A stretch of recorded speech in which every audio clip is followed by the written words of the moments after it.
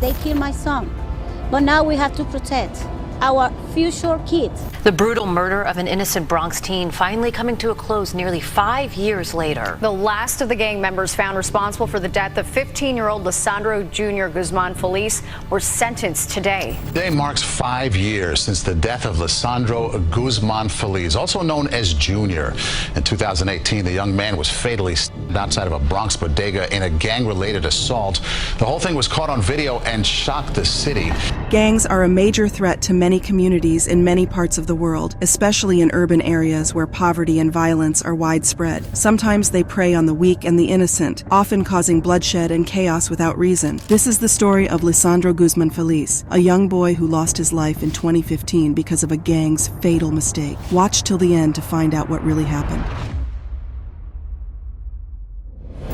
Lisandro Guzman Feliz, also known as Junior, was born on November 11, 2002, in the Bronx, a district of New York City. From a young age, Lisandro had a passion for baseball, and his favorite team was the New York Yankees. However, he had an even greater aspiration to become a detective, and he was committed to making that dream come true.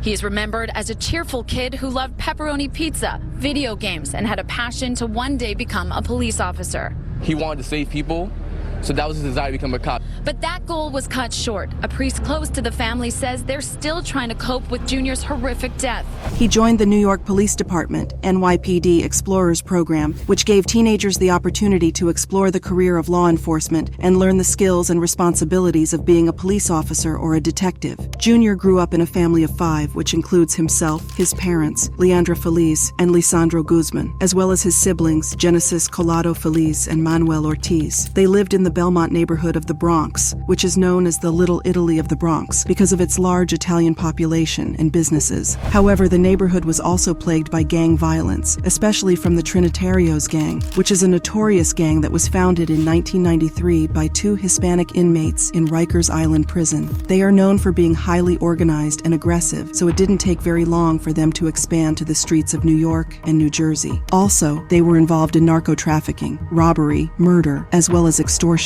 and they often targeted rival gangs or anyone who dared to cross them. Junior was a very jovial and inquisitive person who liked to build personal relationships with people around him. These traits would have helped him become a great detective, but these 2 traits caused him more trouble than he could have imagined because, despite the fact that he wasn't a member of any gangs and wasn't really a troublemaker, he would hang out with people who were. Most of his friends were gang members and would usually be seen hanging out with them in some of their popular gathering spots. At the time, he had no idea that he was setting himself up for some major problems. On June 20th, 2018, at around 10 p.m., Junior told his mother that he was going to meet his friend down the street from his house. And true to his words, he did meet up with his friends just a few blocks from his house, and they spent time talking and listening to music until around 11:30 p.m. when Junior decided to go home. But instead of going straight home, Junior decided to stop by another spot where some of his friends from the Trinitarios gang would usually hang out. But instead of a friendly welcome, Junior was warned to go home as it wasn't safe for him to hang out that night. Perhaps his friend knew what was going to happen if he stayed and had decided to warn him out of good faith, but Junior didn't heed his warning immediately. He probably felt that he had nothing to be afraid of, since he had been there several times and had never encountered any problems. Then 4 cars drove into the street and everyone quickly went to hide to avoid any confrontation. But Junior did not notice this until they started yelling at him from inside the vehicles. Apparently, the gang members had finally spotted him and their expressions were anything but friendly. Immediately, Junior started running towards his home to save himself, but when they chased him down several blocks filled with people and occupied by vehicles, without any intention to stop, he decided to change his game plan.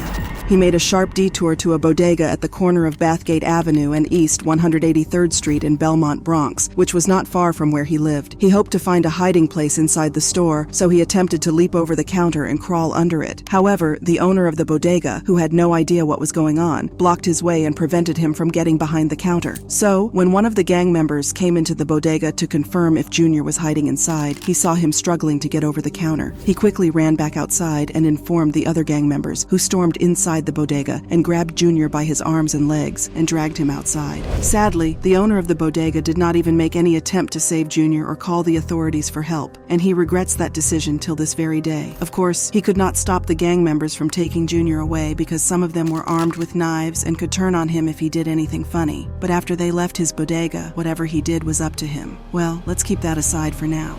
After Junior was dragged out of the bodega, what happened next was nothing short of horrific and wicked. The gang members had a sinister plan for him, and they carried it out with ruthless efficiency. All those who were armed with knives used them on Junior without care for Junior's life or fear of what would happen if they were caught. However, of all the injuries inflicted on Junior, the one that really threatened his life was the one on his neck, but it didn't end him immediately. Somehow, after the gang members left, Junior was able to get up by himself, and he stumbled back to the bodega to ask for help, and once again, he was turned away. With no one willing to help him, Junior decided to take matters into his own hands. He asked a bystander across the street to call the police, and then he ran towards the nearest hospital, St. Barnabas, in a desperate attempt to save his own life. Sadly, he did not make it to the hospital as he collapsed at a security booth, which was only a few yards from the entrance of the hospital. Some people from the hospital saw him and tried to help, but it was too late because Junior had succumbed to his injuries. Cell phone video shows the teen running to reach the hospital 1 block away, but he collapsed and died outside the emergency room. It's really affected me.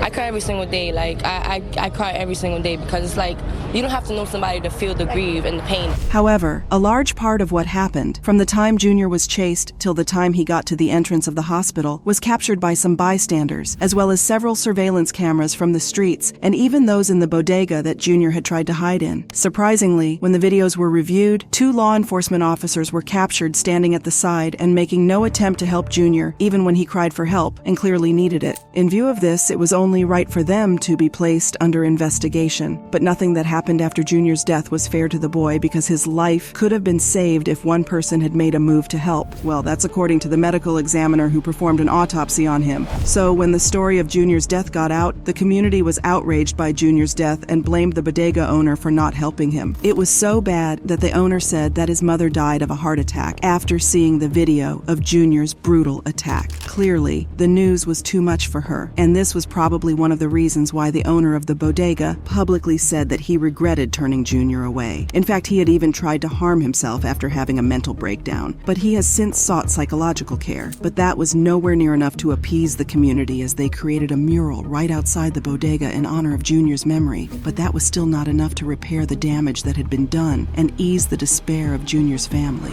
Driven by the death of her son, Lisandro Feliz, Junior's mother began advocating against violent acts and even accelerated the adoption of panic buttons that would allow store owners to discreetly call for help if there was any trouble in their area or store. They changed me inside. They changed my heart. I feel different. They killed my son. But now we have to protect our future kids. Of course, this was a smart move as it would reduce the number of deaths in the neighborhood. However, it was also because Junior's mother believed that if the owner of the bodega had a panic button, Junior's life may have been saved. Additionally, the Justice for Junior campaign led to the introduction of the Safe Haven for Endangered Children legislation, also called Junior's Law, that requires small businesses to be safe havens for minors. Interestingly, the owner of the bodega was not the only one who tendered an apology. The leader of the Trinitarios gang also did. He had apparently sent a message to Junior's family apologizing for what had happened to Junior and claiming that they had mistaken him for a rival gang member who had leaked an explicit video involving a niece of a fellow gang member. They considered this a grave disrespect and were willing to give a reward to whoever caught him. And sadly, Junior bore a striking resemblance to him and was murdered in his place. 8 alleged Trinitarios gang members who police say chased Guzman Feliz down, believing he was the teen seen in a Snapchat video allegedly having sex with a cousin of one of the gang members. To show remorse, the leader of the gang openly apologized to Junior's family and claimed that all the men involved in his death had been kicked out of the gang. Well, all of these only happened after a hashtag, Justice for Junior, was created by netizens to ensure that Junior got the justice he deserved. However, it became even rougher for the police when the graphic video of Junior's killing began to circulate on the internet. Justice for all! Every night since his death, the crowd grows outside the bodega where he was killed, and so does the candlelight vigil, so large it has shut down the street. We want justice for Junior! Emotional calls for justice echoed along Southern Boulevard this afternoon. A huge crowd of mourners came to the Ortiz Funeral Home to say goodbye to Lisandro Guzman Feliz, known to many as Junior. Moreover, when the law enforcement officers sought the public's help through online posts, the response was overwhelming. Their posts got over 100,000 views, leading to an influx of calls from witnesses and concerned citizens who were willing to help identify the suspects. And the morning now turning to calls for action to keep youth in the community safe and away from gang violence, and the family also calling for all of those involved to be put behind bars for life.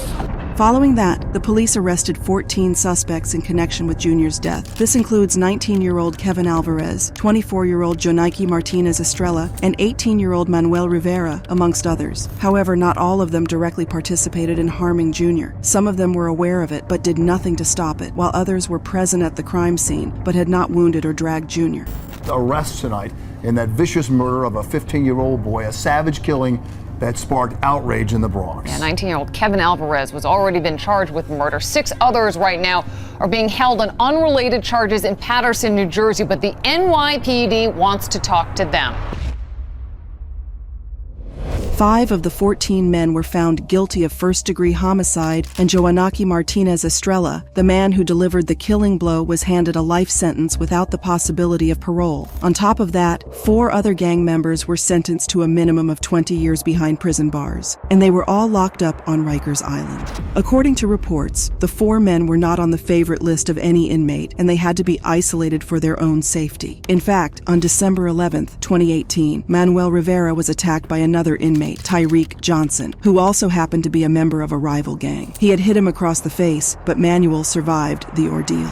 Junior's passing moved many people to attend his funeral and express their sympathy, and among them were notable figures like Cardi B, who supported his family by donating $8,000 to their GoFundMe account. A huge line of mourners that runs along the block here in Southern Boulevard and then around the corner. An absolutely tremendous outpouring of support for a murdered 15-year-old and the parents who miss him so much.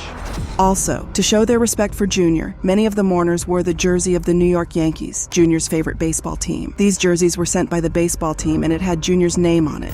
The Yankees, in a classy move, they sent over a jersey, a New York Yankees jersey with Junior's name on it. Also, members of the NYPD attended the funeral in their uniforms, saluted Junior's coffin, and created a scholarship in his name. However, although this did not stop gang violence in that area, it brought it to the attention of many people. But I have a 12-year-old grandson. He walks home from school. It could have been him, easily mistaken. Why do we have to live with this tragedy like this? Just children being taken away for nothing. Junior did not deserve to die, but even in death, he has impacted lives and will not be written out of history. But do you think the gang members involved got fair sentences? Let us know what you think in the comments. Also, if you enjoyed today's video, you should like and subscribe to our channel so you never miss an upload. See you on the next one.